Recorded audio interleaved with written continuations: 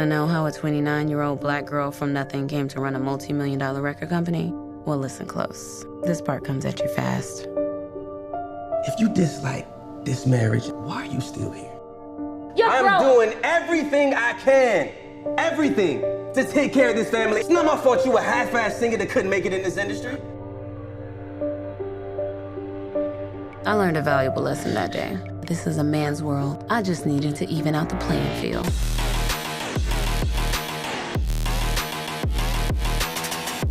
Success comes with a price.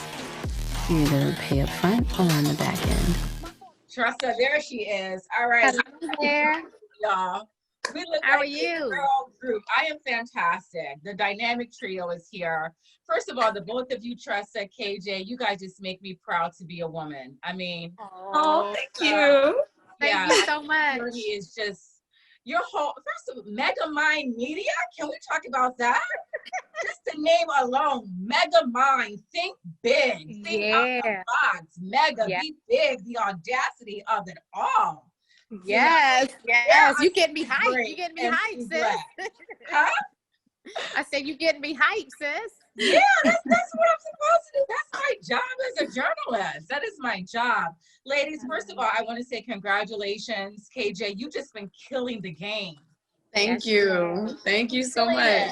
You're just killing it. So Tressa, I want to start with you. I was about to start with KJ, but I want to start with you, and just talk a little bit about, your journey, educator to like publishing, like just serial entrepreneur. Publisher, I'm going to take the books that I'm publishing, turn them into movies. Like, this is what it's about. When they say, be the hope and the dream of a slave, this is it right here. Yeah, absolutely. Absolutely. So yeah, my journey obviously is very, untraditional, right? For me, being a school teacher, I feel like every moment of that season of my life was preparing me for what I'm doing today. Because I'm still teaching, honestly, it's just in a different fashion, right? When I'm on set, when I have to now be a leader, when it's time to, when we have troubles, because right, every time when you're on set, you always have troubles. Right. I can put out fires just like that, because all I'm thinking is, oh yeah, when I was in the classroom and I had 70 students, this is what we did. I need all y'all to get in check, and in 2 minutes, this is what we're doing. So all of that kind of prepared me for what I'm doing now.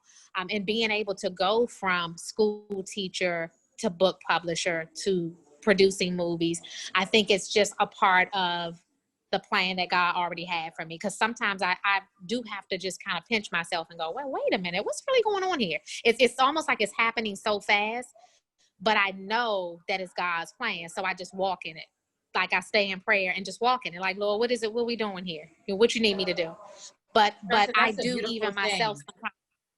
Yeah, you have to allow yourself. You have to allow yourself to sit in these moments, because it does go by fast, and you got to enjoy it. You really have to enjoy it.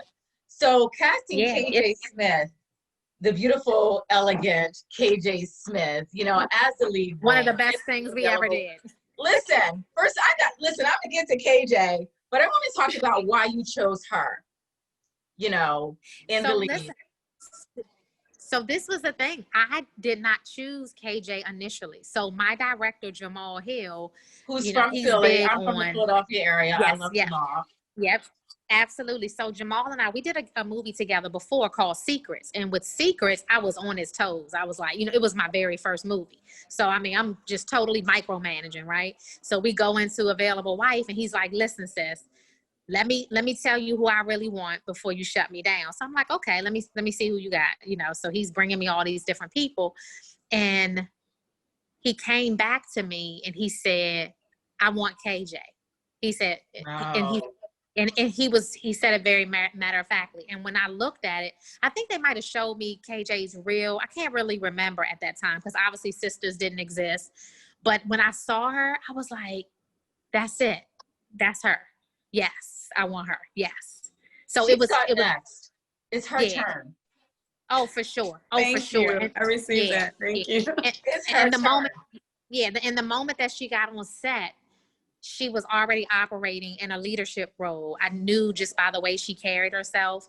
And I'll be honest, I'm 9 movies in. I'm on a movie set right now. This is my 9th film. And well, girl, if you ever need to cast a journalist, call me. I got my SAG card. I got my SAG card. Listen, come You on, know? sis, because we need all the fly sisters in the room. Yeah. But I'm gonna tell you this: I meet so many people, and KJ, her spirit, the way she carries herself. You know, everything's not going to be perfect, right? But it's how you express yourself. It's how you say, hey, you know, I would like to do this right here, or can we do this differently? I absolutely loved working with her. And it was one of the best decisions that we've ever made. I agree. KJ, what resonated with you when you learned you were going to be working with Tressa and Jamal, you know, on, you know, yet another amazing project, you know, in Tressa's canon of work? You know, you're going to be, you know, you've essentially joined a family, you know. Yes. It was intimidating initially because I just was unsure that, you know, sometimes you fear the things you don't know about. And there was nothing that gave me a bad vibe or anything. I was just like, this is a lot. Like, they have been doing this for so long. And, you know, I come in and, you know, I just didn't know, you know. And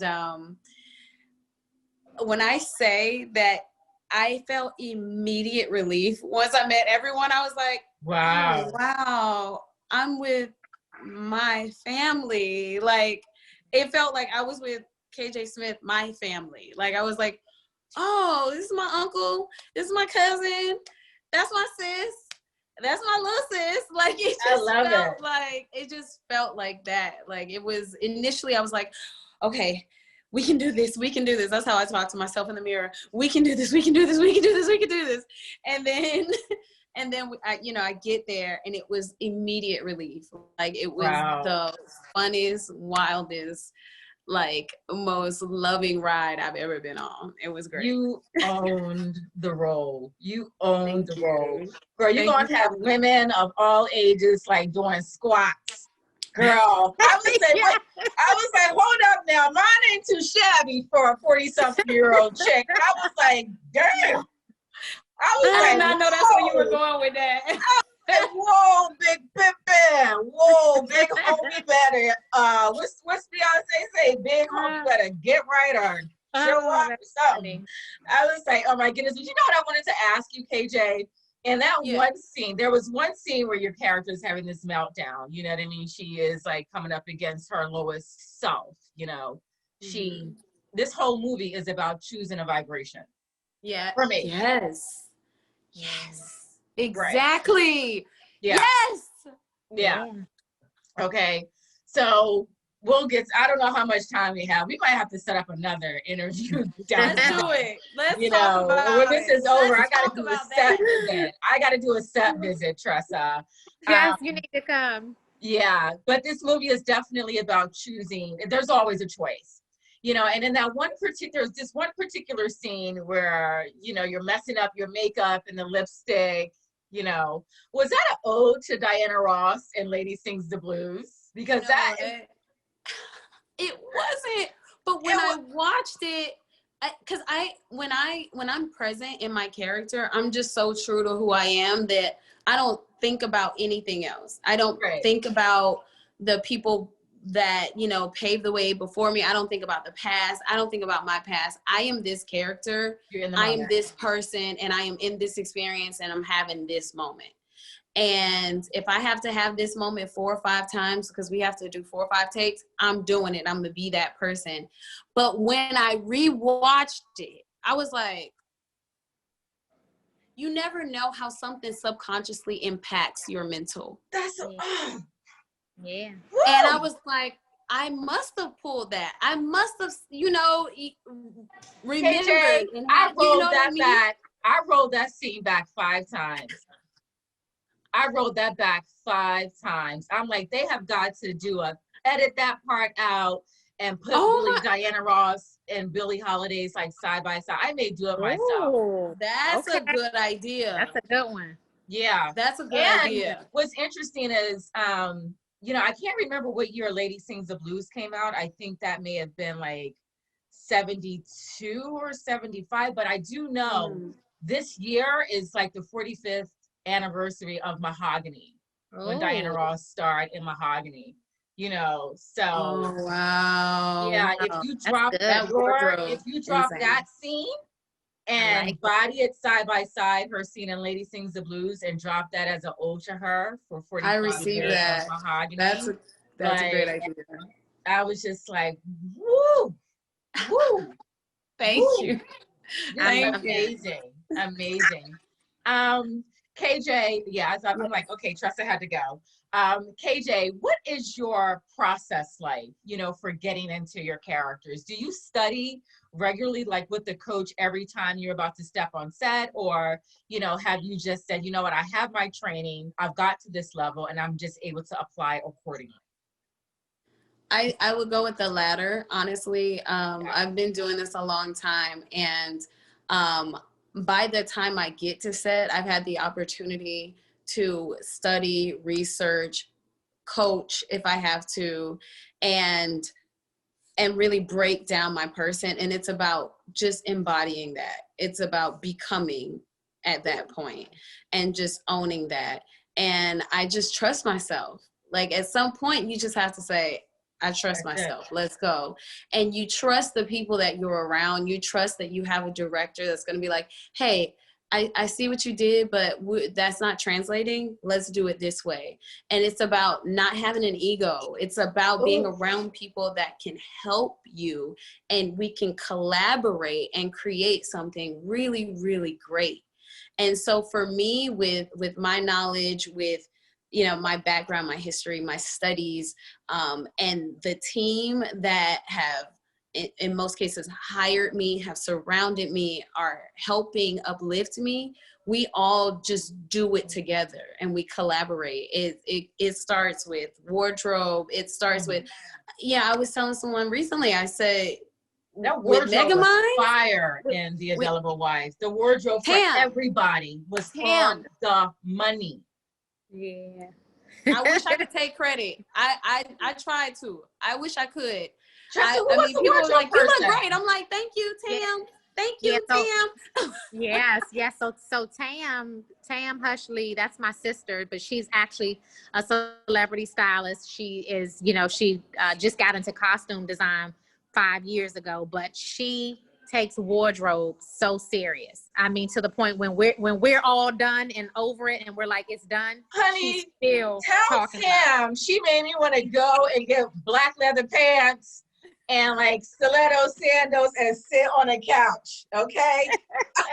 I'm like, I'm gonna get my black leather pants and I'm gonna just sit on a couch. Okay. I'm just gonna sit. No, I loved it. I forgot that's what I was in that scene. Yeah. But they with the wardrobe, with the way Megaminds treated me, KJ the person, I felt like a multi-millionaire who ran a company. Yeah. It was like I was being brought to set in a luxury Sprinter, and I was in a luxury, like I was staying in a luxury home, and and it's like, well, why am I not Nicole? I am Nicole. Yeah. You bodied it, girl. And so you work with producers that that add value to your character and your role, and then you show up and you do your job. For me, it was like, it was amazing. It was amazing. Job, girl, and you got on my nerves. You got on my nerves. I was like, oh my God, yeah, I'm like, this beautiful, like, young woman. I'm like, what is this about? But again, like I said, for me, as I watched the movie in its entirety, and journalists, we got to take it back, and then we got to we watch. You don't want to watch a movie with a journalist. Watching an hour movie, an hour and a half movie could be an easily 3 or 4 hour affair. My family members have learned, like, oh God, I'm not watching a movie with her. But I want to ask you, Tressa, what in your opinion is one of the biggest misnomers that you may have had about, working in the film industry now that you're actually doing it? Oh my goodness. Yeah. Well, number one, I thought that there was more funding available to African American producers.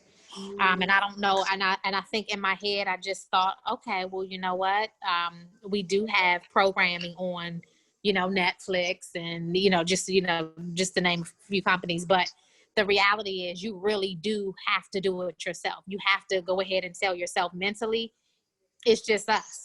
And we got to get it done. It's just us. And so I am queen of begging. Everybody in my family, everybody in my world knows that I'm on a mission to make back-to-back movies. We have 5 new movies slated and a couple of TV series, and we're not going to depend on Hollywood or anybody else to get it done.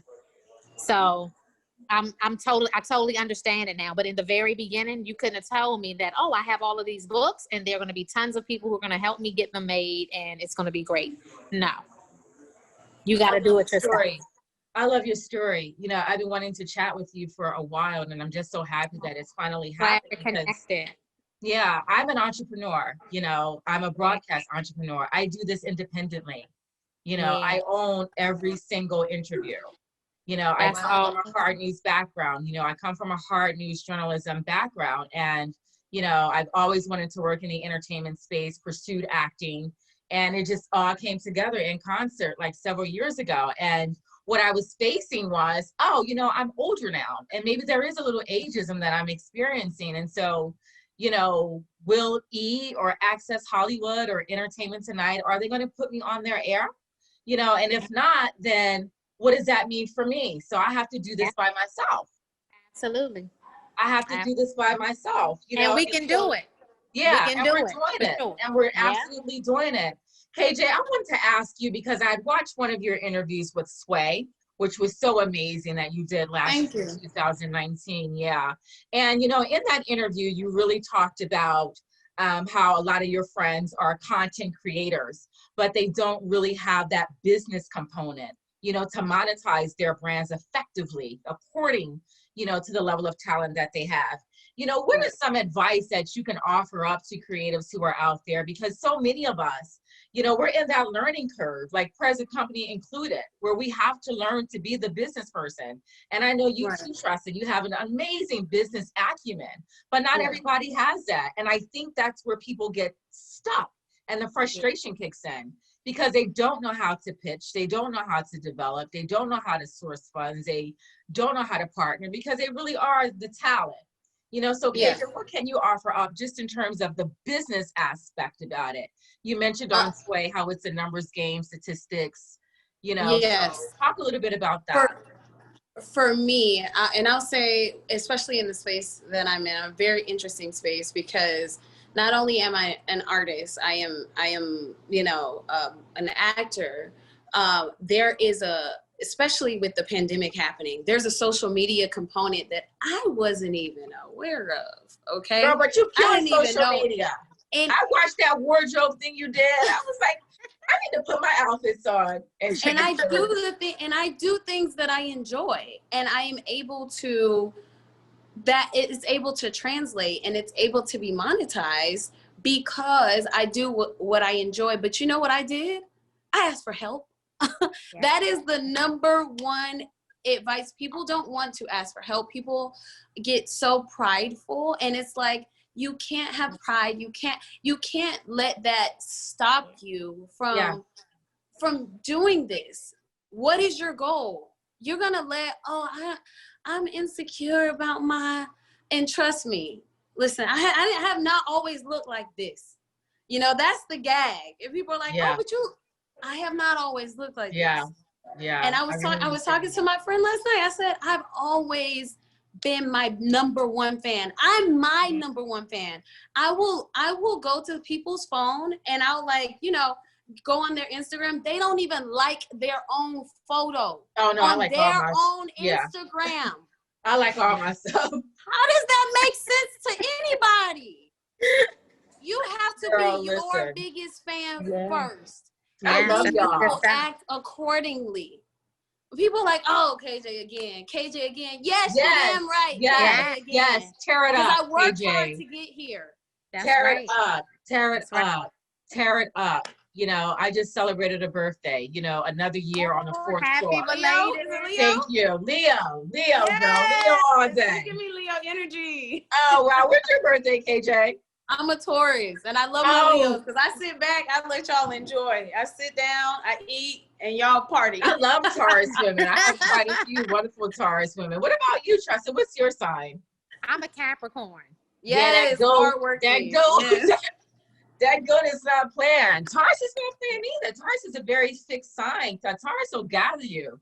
Like my girlfriends who are Tauruses, they're the only ones loyal. Like, yeah, they reel me in. They like, okay, lion, okay, bring it on back. Come on.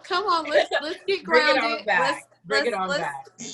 Let's focus. KJ, what is your role of a lifetime?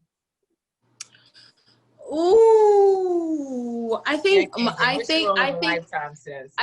role of a lifetime, and we were able to accomplish some of it with Nicole, and maybe we can keep it going. Yeah. Where, you know, I often play very pretty characters. I play put together characters, and yes, so I think it would be something that's just pure grit. And, you know, not so pretty and gets ugly. And that for me would be great. I would love to, you know, I have played the funny best friend. I have played the sassy secretary. I have played the city commissioner. I have played the recording executive. Let me tell you, this is one. The available wife is one for the culture. It's for the culture. Yeah, it's one for the culture. When you guys got the call that you would be an ABFF, like, how did that make you guys feel? You know. Tressa, I can't hear you. Tressa, you muted. You're muted. There we go. I'm sorry about that. Yeah, I said I know for me when I found out, I literally just started screaming because I said, it's one thing to get into the festival, but when you get in a festival with something that you know is fire, like I knew, I was like, listen, this movie, as a matter of fact, when we edited this movie very quickly, and within the first month of pitching it, we already had deals. And people were just like, you know, here you go. And it was just a matter of us deciding where we were going to take the film. But this is going to be a classic. I'm telling you. It's one for the culture. It's one for ladies in general. Like, women are going to go crazy. Like, yes, powering up. We are powering up. But like I said, I watched it, and I watched a couple of scenes over again. Because, you know, I got to make sure I saw what I saw. You know. Yeah. And just well done, just like so well done. You know, Tressa, you know, we're ending our time here. I know we all have these busy days, but, you know, you're a mom, you're a businesswoman, you're a wife. You know, let's talk about balance, you know, to these career women out here who have to wear the many hats. You know, how do you decompress from a long day? How do you make time for Tressa to keep Tressa great? Because if you're not great, the children aren't great, the husband's not great, the business isn't great. Absolutely. And that's something that I had to learn the hard way. I spent many years just grinding and never really giving myself any time. And my health was suffering from it. You know, there would be moments where I'm like always like going to the doctor. Well, what's wrong? Why do I feel this way? They're like, you're overworking yourself, lady. You're overworking. Wow. And so over the years, I've built a team where I don't have to be on set every day. You know, I don't have to be involved in this. Somebody else runs the book company.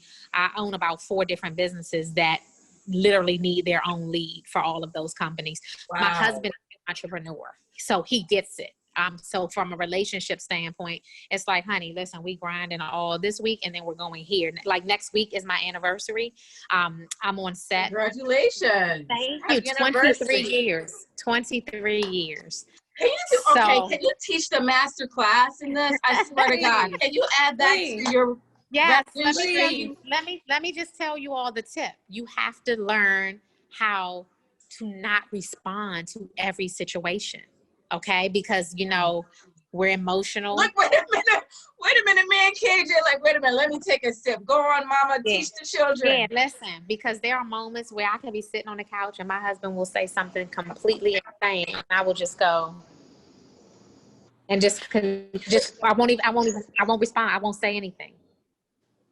Oh, sorry. Wow, that's great advice. I won't say anything. Like at some point you have to realize, and that's just in business in general, you just have to know everything doesn't deserve a response. Yeah. Everything doesn't deserve a response. Because people will soak up your energy. Oh, KJ, I know what you're laughing at, young lady. Because I'm like, wait a second, did I miss something? I'm like, I got so mad. I got so mad. I called Tressa. What happened, I KJ? was like, because I'm a bull, okay? Like, I'm a bull at the end of the day, and I'm grown. Oh, wait a minute, I want to hear this. I want people to be happy. I want people to live their lives. I want people to tell me how they feel. Life is good, but disrespect will never be tolerated. Not now, not never. I hear that. Right. And so I called Tressa on fire.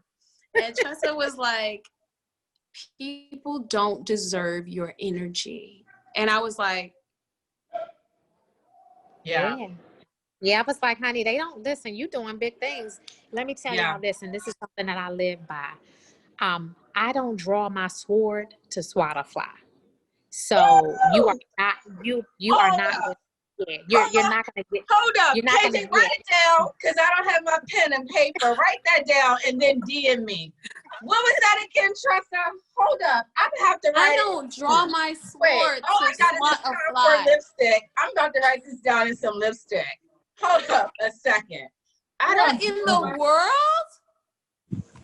Listen, I'm moving out of the way. They said I'm in the shot. I'm moving, y'all. 1 second. Yes. So listen, and That's I so knew, good. first of all, I know KJ's heart. I know that she is a good person. She doesn't start trouble. So when I knew she was having a moment, I just said to her, hey, I need you to listen to me. I need you to calm down because I needed her to understand. We don't even have time for that. It takes a lot to get under my skin. And that's simply because that's the rule that I go by. I'm thinking, I always like just assess the situation. And I'm like, you know what? If this person not going to be in my life in the next year, if they don't really matter, like, why am I doing all of this? It doesn't really matter. And so you just have to remember that because as women, our natural instinct is to be emotional. But when we're running businesses and we're trying to level up and get the next deal, we got to show people that we got this and that you're not going to basically mess up my good vibes and my energy. Yeah. So some people don't get a response. It's like, okay. And that's it. I know I'm single, not married, dating. And, I've gotten to a place in my life where you got to show up. It does not take all day to recognize sunshine. I know men plan, men prepare. Men are accustomed to meeting requirements. And, if you're not coming with that, I check the gates. This is over. This is a short film that will not see the light of day. What I mean? Amen. Yeah, this is a short film that will not see the light of day. You preaching, honey. Yeah, because what you're not going to do is run interference with what I have going on because I know my value. And I don't bring anything to the table. I bring the whole table. I bring the whole room for the table to go in. And so, I say to any woman, young women, and women of any age, because it's like to be a woman of any age, there's always something that comes with that, your teens, tweens, 20s, 30s, 40s, 50s, 60s, it's a woman's work. It's a woman's work. KJ Smith, you're a bombshell, girl, and you are killing it. Thank you. And I'm just so proud of you. I'm just so proud of you. Before we wrap this up, there's a lot of conversation. I said before we wrap this up like 3 times. I'm like, this is such an amazing 3-person conversation. But I want to talk about, Kamala Harris, the VP pick, but we got to get in there.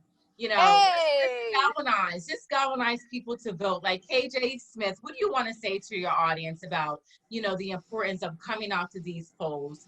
The younger generation really didn't show up in 2016. They were in their feelings. I know a lot of young people were Bernie supporters. It was Bernie or bust. And it was a bust because look at what happened. Look at where we are.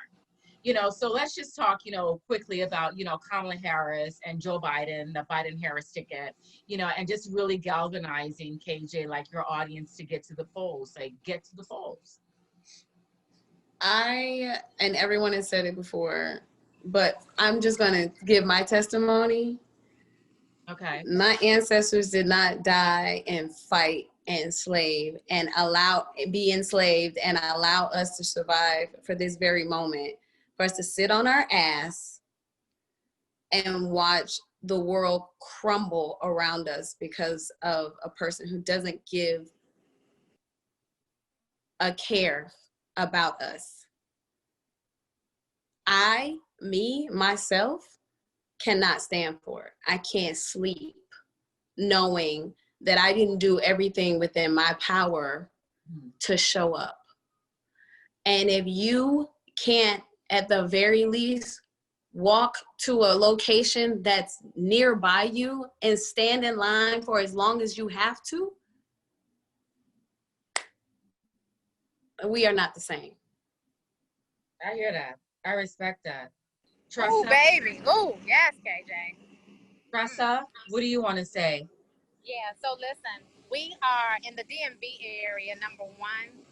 We've already started partnering with different organizations with voter registration campaigns. We're doing early voting in our area. And one of the things that's really attractive to younger people, they love cars, they love fancy things. And so I typically try to encourage our young people to invest in themselves and invest in businesses and not on things. But because I know that that's what they're attracted to, we're organizing all the people, all the community, all the rappers with the fancy stuff. And we're having motorcades for voting in the DMV area. So we're showing up big. We're showing up big. We figure out, you know what? Yes. If they're not attracted to this, because the reality is some of them won't show up because they feel that they don't have a voice. They feel that their vote won't count. And so we were like, it's our responsibility to go, let's meet them where they are and still get them to the polls. So if you know anybody who is anybody who is in the DMV area, any organizations that can partner with us. Shirley Ralph, who's in Philadelphia. Oh, yeah. Cheryl is big on it. She's been telling me for the longest, like, I need you to partner with me to let's get our young folks to the polls. So I have about another week of this, and I am transitioning into my new role with her, and we're going to make it happen. Yeah, Cheryl and I have ties to, I'm an alum from Cheyney University of Pennsylvania. It's the oldest HBCU. Founded in 1837, and she was a commencement speaker at my university a few years ago. And her husband, is a senator, Vincent Hughes, who does a lot, for Cheyney University. So HBCUs, I'm all about it. Oh, who's that peeping in? So listen, I wanted you to meet the lead hairstylist for Available Wife. KJ's on here too. Oh, wow. Keisha. How are you? Fine, how are you? I'm fantastic. This is Black in America. Traditional program with Black in America. So I had had just this amazing conversation with Tressa, with KJ, just about how amazing everything was on the film, including like hair and wardrobe. What was your inspiration, for some of the styles that you did with KJ, some of those looks? I just wanted her to be, I didn't want her to look like the average, long weave wearing girl. Like, I needed her to be sassy. And like that bob says, I'm about to run the show. It does. It says I'm about to run the show, because that's why we started out with her, long hair when she was first with her husband. And then it was like, oh, I'm about to cut this hair. I'm about to be a new me, new haircut, new life. And she was like, and I'm about to run this office. Wow. So I wanted her to have body. I wanted her to have movement, but I wanted her to be in control of her hair. You did that. What's your process like? You know what I mean? Like, how do you, when you get a script, and you're analyzing the character, like you're doing the character breakdown, like what is it about a character? Like, how do you decide what their hair should look like or what you want it to look like? And has there ever been a moment where you were like, you know what, I wanted to go with this, but let's do something else, So they laugh at me because I literally read the script like 2-3 times. And then I go through it with my storyboard. But then once the people are casted, sometimes it's been a time where I've been like, you know what? This look doesn't fit this person. Because in my mind, even though we're creating a character, I still need my talent to be comfortable in the look that I give them. I don't want to take them too far where they're uncomfortable and they don't enjoy it. So there has been times where I've been like, I've changed, the look, and we're going a completely different direction. But with KJ for this, like the bob was the ultimate goal in the very beginning. We wanted to make sure she had like subtle highlights, just a little bit of bossiness in it. Okay, can you slate your name for me because I don't have it? Keisha George. Keisha George. Keisha George, thank you so much because I'm going to need that for editing. I want to wrap this interview up with KJ, my fellow HBCU sister of FAMU alumna. Let's just talk really quickly and just close out, you know, with the importance of, you know, safeguarding historical Black colleges and universities, because we got our girl Kamala Harris, you know, who's going to be the first, you know, woman VP, you know, with an HBCU up under her. I mean, that's a big deal, you know. So let's just talk about the importance of FAMU and how FAMU just really helps, you know, shape and like mold you and cultivate it in you with, you know, pride, integrity, and a commitment to excellence. FAMU has been the cornerstone of my family, honestly. I've been attending the game since before I could talk. And it's been essential in everything in my life, to be perfectly honest. I went to FAMU grad school. Okay. I went grad school, and where'd you go for undergrad? I went to Florida State. Florida State. Undergrad. That's right. Yes. Right. So I went for grad school, and when I went to grad school, when I say that they were like, oh, you think you're going to just get a B and you're going to be, and that's good? You want to get a pat on the back? Is that what you want? And my first semester, I was like, I did good. I got a B. What are we talking about? And I'm like, that's not good enough. And it was when I realized that good ain't good enough. You have to be exceptional. And that's why we have to continue to elevate our HBCUs, because they care about us as Black people. I love that. They care. And I never felt like my university cared, my professors cared. It was like, okay, whatever. Okay, yeah. But at Florida A&M University. My sister went to Florida A&M University. She's a reporter for WCTV, Fox affiliate. Oh, wow. So yeah, my mom went to Florida A&M. Like, yeah. Y'all was a fan over there at 911 Tallahassee. Y'all was a fan at 911 Tallahassee. So, you know, it was about that's not good enough. You will be exceptional, because when you go out into this world, that's who you have to be. So what that. I wouldn't have survived in this industry had I not gone to FAMU, and that's on everything. I put that on everything. Wow, ladies, we have to do this again. Tressa, I got to get each of you like one-on-one. Like, I got to have a one-on-one with KJ. And I have to have a one-on-one with Tressa, because we didn't get a chance to talk about her educational background and all those other major components, because so many men and women want to be in this game and they don't know what it takes, you know, and they think they have what it takes until they're really inside the eye of the storm. Exceptional. KJ, you're exceptional. Tressa, you're exceptional. Tanisha Laverne Grant, you're exceptional. You guys, this was amazing. Thank you so much for your time. Congratulations on the Available Wife being selected in ABFF. I'm rooting for you guys, rooting for you. Thank you so much. Thank you so much. Take care. Nicole, there is so much I want to know about you.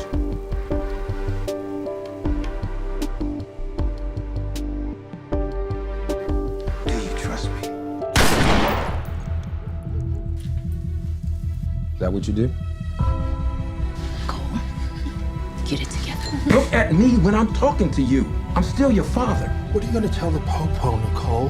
Huh? Fine. No, you're not fine. You are going to jail. Karma is a bitch. Run as far as you want, but you're not taking my son.